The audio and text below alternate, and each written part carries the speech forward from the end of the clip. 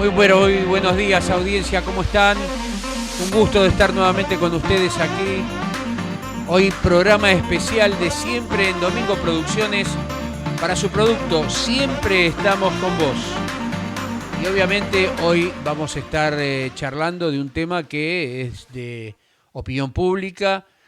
Es un tema que realmente nos preocupa y bastante, más que nada por el tema en que se está tratando y sobre todo por la institucionalidad y por el respeto a nuestras normas y a la Constitución Nacional. Tenemos como invitado de honor hoy con nosotros para hablar del tema Vicentín, por supuesto, al contador Jorge Lorenzut, hombre que realmente sabe de estos temas. Es un hombre que ha tenido un doctorado en ciencias políticas, ha escrito un libro sobre la historia del Banco Central, que ha sido premiado por ADEVA, ha sido director de Bellas Artes. Realmente un currículum impresionante de este hombre que hoy nos acompaña y que obviamente está preparado para opinar sobre el tema que nos preocupa. Muy, pero muy buenos días. Contador Jorge Lorenzut, ¿cómo está? Carlos de Sico, para Siempre estamos con vos, lo está saludando, lo estamos viendo en pantalla. Un gusto tenerlo con nosotros. Muy buenos días, mucho gusto también y gracias por la invitación. No, para nosotros es un honor tenerlo a usted aquí con nosotros, porque realmente es gratificante que una persona con su capacidad, con su experiencia, pueda hablar de esto y objetivamente, porque lo que busca nuestro programa es ser objetivos y no buscamos la ideología, no buscamos el amarillismo, lo que buscamos es basarnos en la ley y en la Constitución, que es la ley, digamos, principal, ¿no es cierto? Así como aquellos que creemos en Dios, la Biblia es nuestro manual de vida, la Constitución Nacional es nuestro manual de convivencia entre los argentinos. Por favor, ¿qué nos puede decir acerca de esto que para algunos lo sorprendió y para otros, digamos, que lo esperaban por declaraciones previas de algunas personas allegadas al gobierno? Este tema es un tema recurrente en la historia económica del país de las últimas décadas. Es decir, hay una actitud frente al funcionamiento de la economía que trasluce de parte de los que gobiernan una posición de omnipotencia y realmente es una preocupación ver cómo el origen de las cosas se deforma por razones políticas. Fíjese que esto es un proceso de quiebra lamentable, no es el primero ni el último que vamos a ver, producido por las consecuencias de las distintas crisis económicas, las devaluaciones, donde usted toma un compromiso con normas profesionales y piensa que tiene capacidad de repago y luego le cambian todas las reglas de juego de golpe.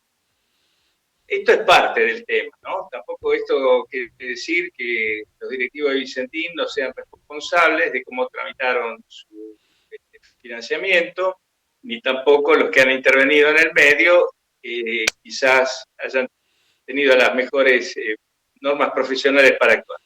Pero planteado ya el problema y establecido un proceso de convocatoria de acreedores que está en curso, que está en una etapa, yo diría que todavía inicial, porque para agosto recién se va a saber el listado completo de los que se presentan con sus reclamos, aunque ya se conoce el grueso.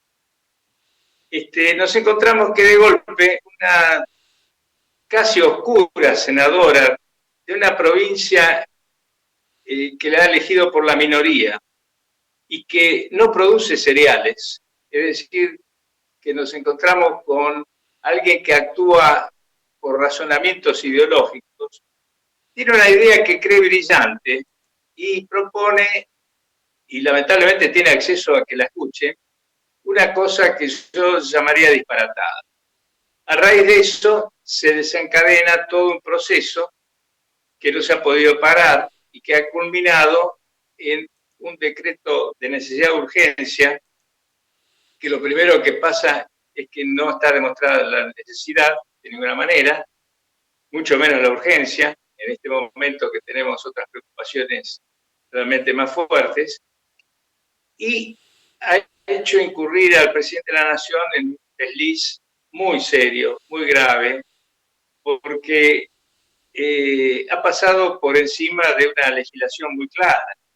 Y es más, también ha pasado por encima de un artículo expreso de la Constitución Nacional, de varios, pero digamos en este caso me refiero a que los decretos de necesidad y urgencia en realidad están prohibidos por la Constitución. Y luego, en un párrafo posterior, se conceden en caso de excepcionalidad.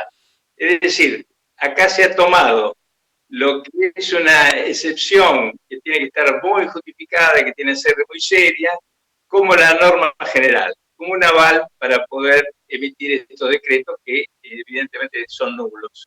Y ya se está ventilando paralelamente porque tiene hasta alcances penales como es el abuso de poder. Bueno, frente a eso nos encontramos con una ley de expropiación muy compleja, en primer lugar basada en un concepto de soberanía alimentaria, que francamente lo único que podemos decir de eso es que es un invento, porque si algo no tiene problemas del país es en la producción de alimentos. No me voy a extender porque ya lo han hecho muchos, ¿cierto? No, pero Nuestra capacidad. está bueno aclararlo, Jorge. Sí, cómo no, cómo no. La capacidad productiva del agro en su conjunto podría alimentar a 400 millones de personas. Y nosotros tenemos una población de 40 millones. Es decir, que tenemos excedentes suficientes como para alimentar a nuestra población y abrirnos al mundo con la exportación de nuestros productos, que por cierto siempre está muy dificultada con normas que la agravan y le traen problemas independientemente del destino comercial. Esto no quiere decir que no haya hambre en la Argentina, como se ha denunciado. Pero esto es el problema del hambre, evidentemente, es un problema de mala distribución y de mala política. No es un problema de que no existan los alimentos.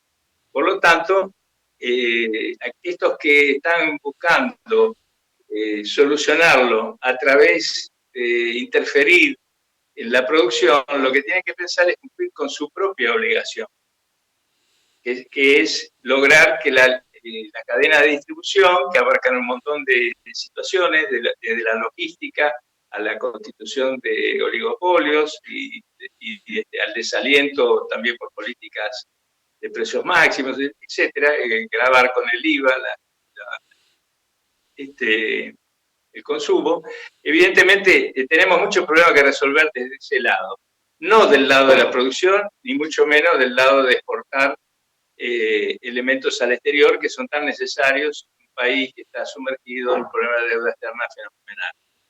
Por otra parte, la posición exportadora se basa en gran medida en los granos de soja, y eso no forma parte, bajo ningún punto de vista, de una necesidad vital de alimentación de nuestra población. Los granos de soja son procesados o no, enviados a otros países, especialmente a China, quien a su vez lo utiliza para reforzar su propia producción animal, en línea general. Pregunta, Jorge, Sí. por favor. ¿No está dentro de los puntos más importantes del cual el gobierno puso el ojo sobre Vicentín? ¿No está en la generación de dólares que produce esta empresa, valga la redundancia, en cuanto a las exportaciones? O sea, la falta de dólares no hace que el apetito o la voracidad del gobierno haya puesto, vuelvo a repetir, los ojos en Vicentín por uno de estos motivos. Claro, pero esto es otra confusión de la gente, porque los dólares vienen y van, es decir, los dólares que exporta, que entran a Vicentín como producto de la venta al exterior, son a su vez los dólares que necesita la misma empresa para pagar los endeudamientos que tiene que incurrir para financiar las compras a los productores. Ahora, lo que puede ocurrir y ocurre es que la gente no está liquidando ágilmente lo que le ingresa. Pero esto se debe a dos situaciones. Las cerealeras que exportan, y de la cual Vicentín es solamente el 10%, de manera que tampoco sería relevante la incidencia, liquidan de acuerdo a las normas que le da el Banco Central, le da un plazo para liquidar. En consecuencia, esto no se regula comprando una empresa, sino normas del Banco Central estableciendo el plazo en el cual tienen que liquidarse las divisas.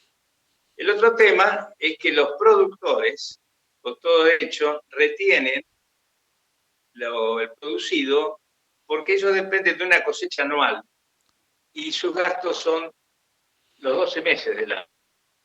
Entonces se han encontrado sistemas de acopiar, que parte se hacen en los mismos hilos de los exportadores o bien en los hilos bolsas, y esto se cree que es un egoísmo, cuando en realidad es simplemente una precaución para ir liquidando a medida que se va produciendo la necesidad. Sí, obviamente. Por otra parte, los productores... Perdón que lo corte, Sí. Jorge. Obviamente acá el gobierno lo que quiere es impulsar que cuando esté la producción se liquide, pero obviamente nadie le gusta que le digan lo que tienen que hacer, sobre todo una empresa privada, y lo llaman especulación. Lo que pasa es que el gobierno ha fijado pautas de liquidación de un dólar que pueden llegar a recibir 50, 52 pesos limpios, en el mejor de los casos, y tienen que salir al mercado a comprar con el contado con liquid, que hay prácticamente un 70-80% de brecha. O sea que los insumos los tienen que pagar en dólares el exportador, cuando tiene que importar, valga la redundancia, para conseguir los productos para poder de alguna manera darle valor agregado en algunos casos, y tiene que salir a buscar esos dólares. Entonces, obviamente hay un juego perverso entre el gobierno y los productores en cuanto a la diferencia o la brecha cambiaria para liquidar. Y ahí está el gran problema. No estamos en una economía normal, llamémosle. Bajo ningún punto de vista. Si usted es productor, como le digo, tiene un ingreso al año, nada más, hablamos del agro, ¿no? Perdón, de la agricultura, no de ganadería, quizás. Usted tiene que tener ahorros que los va regulando. Si esos ahorros usted los tiene a tasa negativa en un certificado de depósito, y va perdiendo todo a medida que pasa el año, ¿cierto? Bueno, también si usted ve que el dólar ha tenido estas oscilaciones desde hace 2 años, digamos, 1 año y medio, tan bruscas, evidentemente usted retiene para poder hacer frente a las obligaciones, a su propio desempeño, a preparar la cosecha siguiente, la cantidad de productos que le permita defenderse. Esto tomando posesión de la empresa compradora, no soluciona nada, porque la empresa compradora no va a darle orden al productor, venga y liquide menos, ¿cierto? O le liquido la existencia que usted ha puesto en confianza en mi depósito. De manera que esto es una fantasía también. Una Falta de medida, conocimiento. una medida populista más que nada. Por supuesto, y buscando siempre el atajo y la más cómoda. Porque si usted cobra las retenciones, no acompaña la desvalorización de la moneda con el ritmo de cotización del dólar y demás, está generando problemas. Entonces usted es el que causó problemas y quiere que lo paguen los demás. Es un absurdo, no tiene sentido. Perdón, Jorge, a eso yo le sumaría, de alguna manera, el tema que evidentemente, como usted dijo al principio de su charla, de su alocución, los directores de Vicentín obviamente no hicieron las cosas bien, no hicieron los deberes bien. El gobierno anterior les dio un préstamo sin garantías prácticamente, y si el Estado en este momento se haría cargo de la empresa, digo yo, los contribuyentes nos tenemos que hacer cargo de una deuda privada nuevamente, y las consecuencias jurídicas que deberían tener, porque obviamente ya nos trajo problemas Aerolíneas Argentinas, ya nos trajo problemas YPF, en los cuales perdimos juicios bastante importantes con gestiones anteriores, y esta no sería una excepción. ¿Me está escuchando? No, claro que no, claro que no. Fíjese que si usted analiza la deuda de Vicentín, yo acá tengo el informe, eh, lo que le debe al Estado, llamado Banco Nación, AFIP, quizás algún otro organismo, algún otro banco público, es menos que lo que se debe a los bancos extranjeros. De manera que con ese criterio, los bancos extranjeros tendrían que hacerse de la empresa, ¿cierto? No es así. Eh, por otra parte, yo no estoy defendiendo a Vicentín, creo que también ellos tienen una responsabilidad empresaria, no sé la penal, pero sí empresaria, porque hay una costumbre en las empresas argentinas de expandirse por más de sus posibilidades. Y fíjese que ellos se han diversificado en un montón de rubros que no tienen relación directa con el objetivo principal.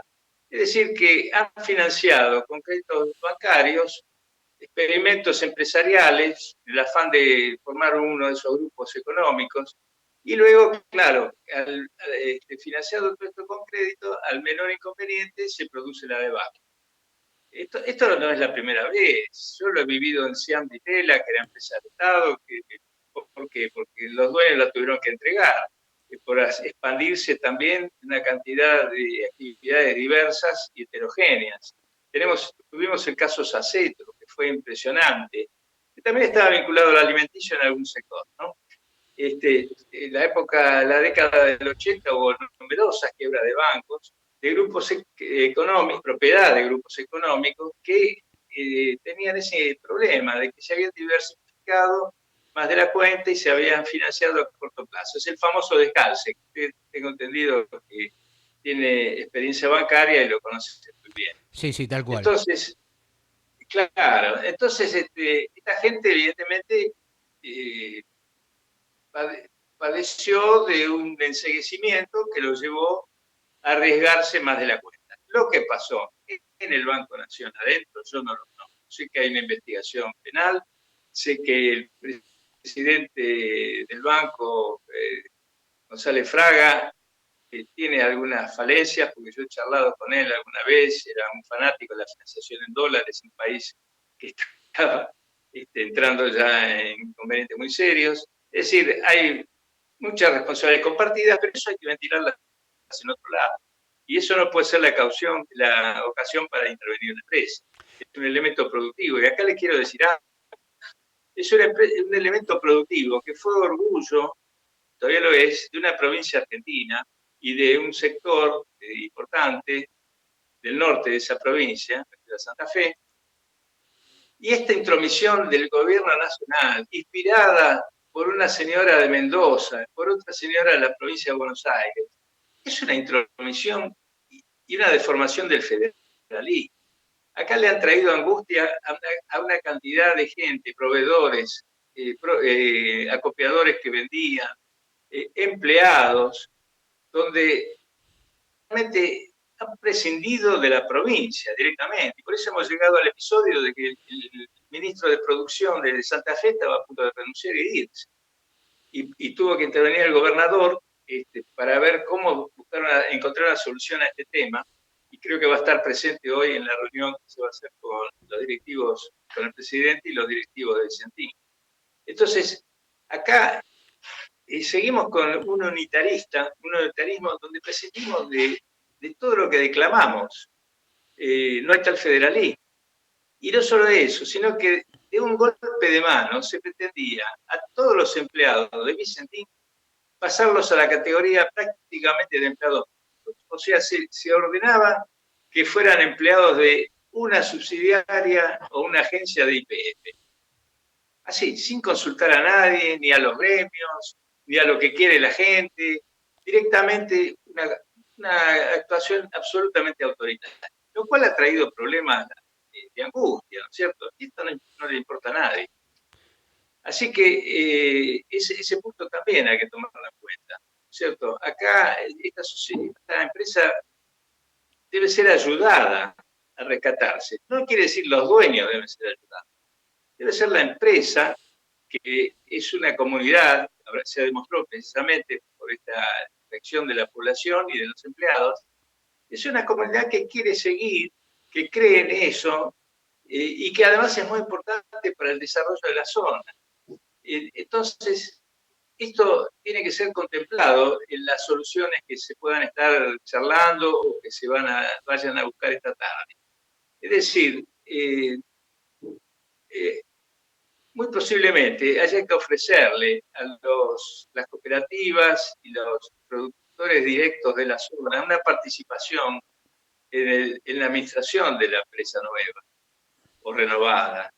Y quizás también a fuerzas vivas, y el Estado en todo caso podría reclamar, si es que va a aportar algo, que supongo que tendrá que hacerlo si hay que hacer aportes para pagar a los pobres productores que han quedado con su producto sin cobrar. Si el Estado aporta algo, bueno, podrá exigir lo que se llama tener una acción de oro, es decir, una acción que le permita no manejar la empresa, sino observar aquellos puntos que le parece que no satisfacen la conveniencia nacional. Eso dentro de un Eh, Estado de Derecho, Jorge, porque es lo que tengo entendido la ley de quiebra marca. Todo dentro del Estado de Derecho, todo con una propuesta, todo pasado por el informe del síndico de la quiebra, por la aprobación del juez de la quiebra y la conformidad de todos los acreedores. Es el único camino, hacer las cosas bien. Lo otro, ya no estamos hablando ni de derecho ni de economía, ya estamos hablando de un problema psicológico, ¿no? Que es una omnipotencia o que es un complejo de superioridad, una megalomanía. No, eso no entra dentro de las pautas de lo que estamos hablando. Sí, De manera que, obviamente los sí, argentinos, digamos, perdón Jorge, ¿no? Porque esto en el ida y vuelta, el delay a veces nos juega una mala pasada, pero en el ida y vuelta los argentinos, creo que la mayoría, lo que queremos es seguir en un Estado de Derecho y regirnos por la Constitución Nacional y por lo que las leyes comerciales indican y marcan. En este caso hay una ley de quiebras en la cual ya está el Poder Judicial inmiscuido en el tema, el proceso ya está elevado y se está trabajando. Entonces, ergo, por eso la protesta que hubo en el día de ayer y que fue muy fuerte, también por supuesto allí en Avellaneda, en Santa Fe, y en la gran mayoría de las provincias de la Argentina con relación a esta determinación que el gobierno pretendía hacer, porque evidentemente si hay culpables, obviamente tienen que pagar las consecuencias de una mala administración o una administración fraudulenta, pero la propiedad es privada y esto se tiene que solucionar dentro del ámbito que la ley marca. En la Argentina estamos acostumbrados a tener la ley pero a mirarla de costado, con jueces permisivos, garantistas o jueces que directamente tienen su constitución propia. Y esto tiene que terminar en la Argentina. Es la única manera, teniendo un Estado de Derecho como corresponde, es la única manera que vamos a enderezar el país.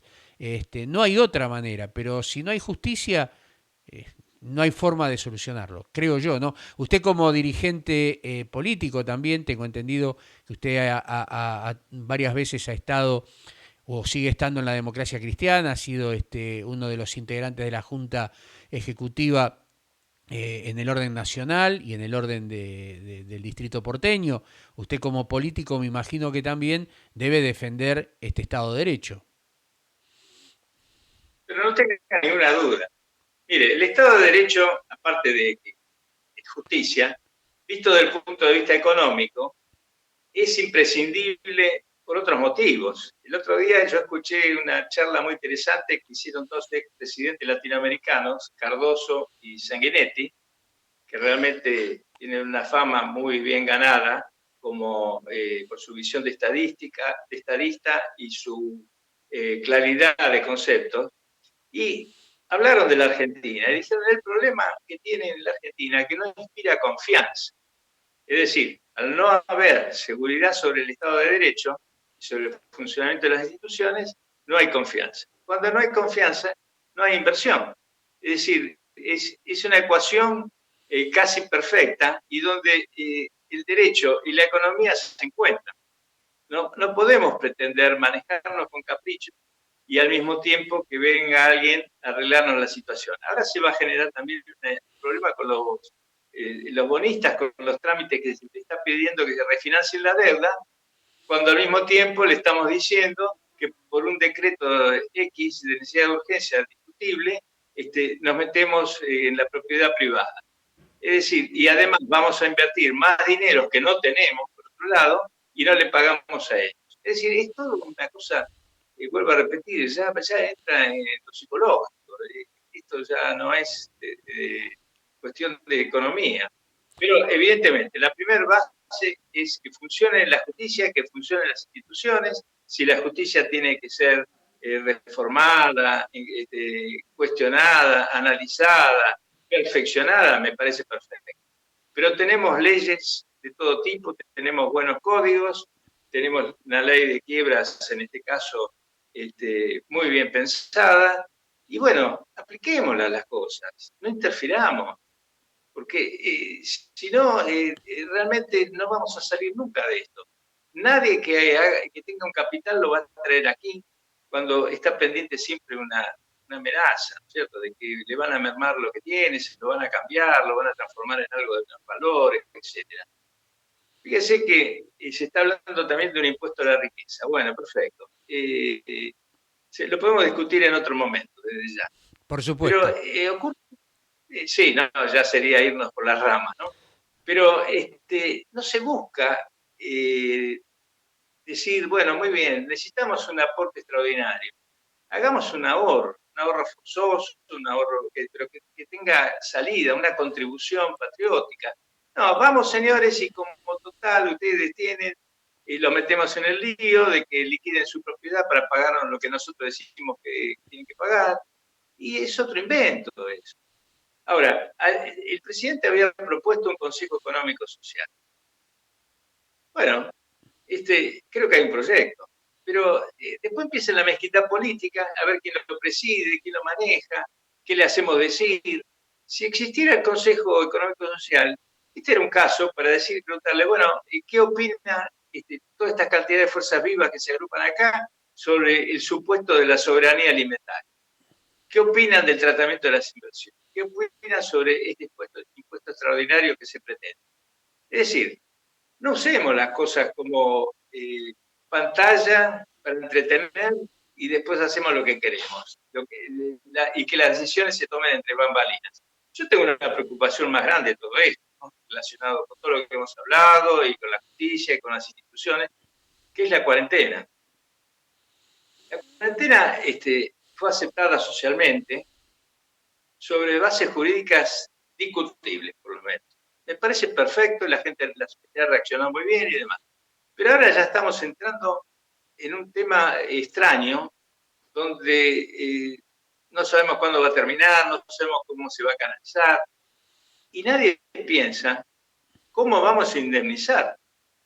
Porque si usted ha visto perdida su fuente de trabajo, su empresa, y bueno, la sociedad en conjunto tiene que responderle, porque acá hay una igualdad ante la ley, entonces no puede ser que porque uno ha sido reconocido como actividad esencial pueda seguir operando y el otro pobre señor, porque tiene su comercio en una de las avenidas que el gobierno de la ciudad pone como que no se puede pasar, se fuma, ¿cierto? Entonces acá va a haber juicios de todo tipo también. Y esto no se ha pensado. No, Bueno, creo. Desgraciadamente no se ha pensado, Jorge. Yo estoy. Ayer tuve que salir y estaba, bueno, mientras recorría decía, ¿qué diferencia hay entre vamos a poner un ejemplo, un negocio de un supermercado chino? Donde, bueno, en algunos Claro. casos, de acuerdo a los metros cuadrados que tiene, pueden entrar 3, 4, 5 personas. ¿Qué diferencia hay con un negocio de ropa? Más allá que me digan, bueno, el probador no se puede usar, no hay diferencia, porque en definitiva mira la mercadería, la elige, se pone en la cola, encima se pone en la cola para pagar, en 3, 4 personas, en un supermercado de descuento, y esa persona que tiene que pagar un local, tiene que pagar sus impuestos diferidos, pero los tiene que pagar, Sí. obviamente está perjudicado.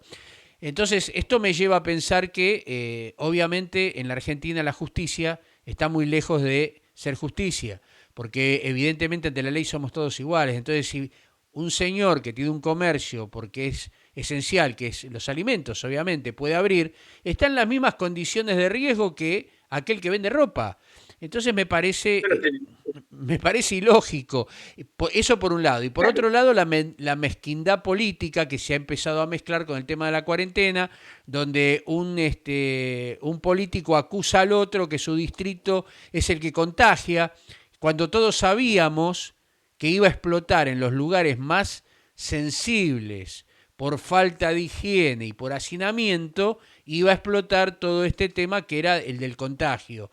Y esto era más que sabido y no se tomaron los recaudos del caso porque no, ahora saltan que hay muchos más contagios porque empezaron a controlar con los famosos reactivos, exactamente, que no había. Entonces, dicen que los asintomáticos no contagian, no se sabía cuántos había. Bueno, esto era lógico. ¿Por qué? Porque no hubo previsibilidad, porque se pensaba que el coronavirus a la Argentina no iba a llegar. Obviamente nos fuimos del tema, pero todo tiene que ver con todo, porque en Argentina pasa esto. ¿Cuántos default entró de Argentina? 7 u 8 en toda su historia. Sí, ¿Mm? sí, Entonces no somos creíbles. ¿Quién va a traer dinero acá? Y si el no, argentino no cree en su país, el extranjero menos. Salvo que tenga una concesión política estupenda y que venga a ganar sí o sí aunque pierda. Si no, es muy difícil que ¿Por qué los inversores van a Uruguay? ¿Por qué hay previsibilidad? ¿Por qué van a Brasil? Porque Brasil les da las condiciones. Entonces nosotros aquí, la mezquindad política, como usted dijo, que hace que ideológicamente estemos bien con unos y le demos las espaldas a otros, nunca nos va a llevar a buen puerto hasta tanto nos despojemos de la ridiculez de pensar que lo que yo pienso es lo que vale. Mientras no haya debate de ideas y no se respete al otro, va a ser muy difícil que nos pongamos de acuerdo. tal cual, tal como usted dice. Y yo propongo que pensemos más en la política como algo arquitectónico, como algo de construir, y no como una épica. Estoy cansado de escuchar, recién escuché a la interventora del PAMI, siempre están en posturas épicas, en grandes batallas, de grandes resoluciones, siempre a costa de los demás, por supuesto, y sin consultar a los afectados. De manera que es básico que las instituciones funcionen. Por eso la no tiene que seguir acompañando esta cuarentena, decretando un feriado permanente. No hay dónde recurrir, no hay dónde canalizar las inquietudes. Por eso le decía que va a haber muchos reclamos a posteriori, muchos pedidos de indemnización. Se están produciendo un deterioro de las relaciones entre partes de los contratos por la imposibilidad de cumplirlos. Tenemos también el tema de la FIC, que sigue olímpicamente con sus calendarios y con sus disposiciones, y los contadores no pueden ir al estudio a hacer el asesoramiento que les corresponde. Entonces, está mal manejado esto, no hay una visión global del tema. No, Y fundamentalmente, vuelvo a eso, que la justicia tiene que estar funcionando. no, Tiene que funcionar y a dar su función de servicio. Exactamente. Jorge, la verdad que En fin, ha sido, tengo acá muchos comentarios, estoy viendo, y no tenemos mayor tiempo para no, tenemos un tiempo limitado para hacer la entrevista, pero realmente yo lo invito en un futuro no muy lejano para volver a seguir hablando del tema económico, que obviamente vamos a tener mucha tela para cortar porque esto creo que recién empieza. Va a haber muchas situaciones y muchos encontronazos precisamente por falta de previsibilidad. No se ha previsto un montón de situaciones que van a ir surgiendo a medida que avance estos temas que estamos hablando hoy y que salieron a colación del tema Vicentín, pero hay muchísimo más, ¿no es cierto? Muchísimo más. En la Argentina no se premia al que produce, se premia a aquel que es afín a una idea y que para decirlo más suavemente, ¿no? Se lo ayuda cuando hay gente que realmente necesita. Y lo que se necesita es producción, se necesita invertir, se necesita volver al trabajo, se necesita volver a incentivar el trabajo. Hay muchísima gente que hace 15, 16 años que no trabaja directamente, que recibe subsidios, y esa gente el Estado nunca se preocupó para prepararla. Porque, para ir cerrando, ¿no? No hay peor cosa que perder la dignidad. Y yo creo que la dignidad se gana con el trabajo, se gana con la ocupación, se gana con educación. Y si no se educa, es muy difícil salir de esta situación. Cada vez vamos a tener más gente dependiente del Estado, que sabemos las consecuencias que traen. Yo estoy de acuerdo con la ayuda para el que necesita, obviamente. Y donde el que necesita realmente, el Estado no se ocupa. Se ocupan las ONG prácticamente, porque son las que están al lado de la familia, los que los acompañan, los que ayudan a los chicos a estudiar, y el Estado no se ocupa de eso. El Estado, es más, cuando se hicieron cargo ahora, lo primero que hicieron fue decir, no importa, el boletín que lo entreguen a fin de año y nosotros le damos la ayuda igual. O sea que esa criatura está Claro. a la buena de Dios, si va al colegio, si va, no va, total, los padres reciben igual el dinero.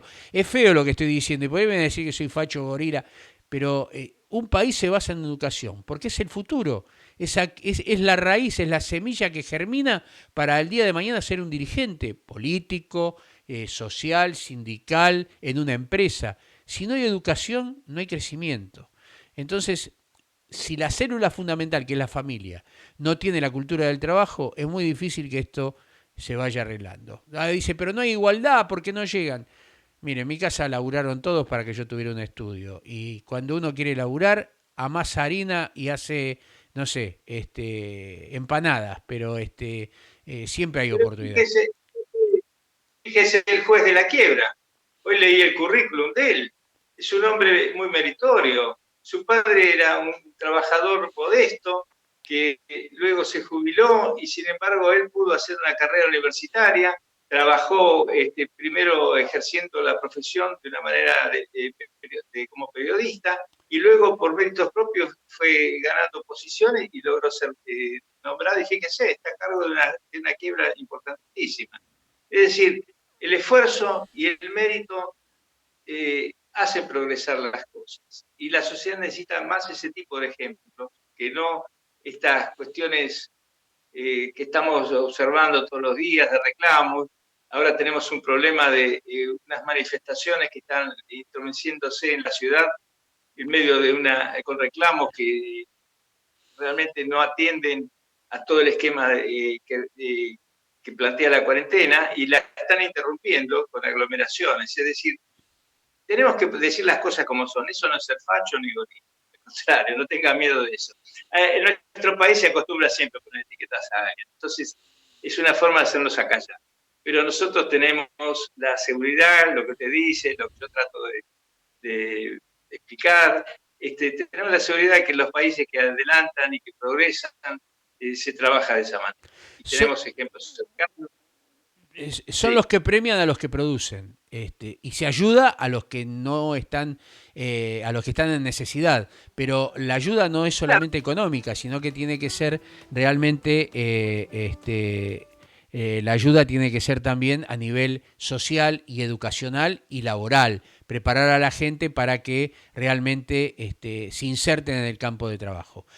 Jorge, Bueno, vamos a interrumpir, pero seguramente la semana que viene o la semana posterior vamos a seguir hablando y vamos a seguir, por supuesto, siguiendo este tema que nos ocupó hoy, que es Vicentín, y bueno, y todo el enramaje que salió luego, obviamente, de lo que pasa en la Argentina, porque cuando pasa la cucharita, ¿no? Empiezan a salir cosas.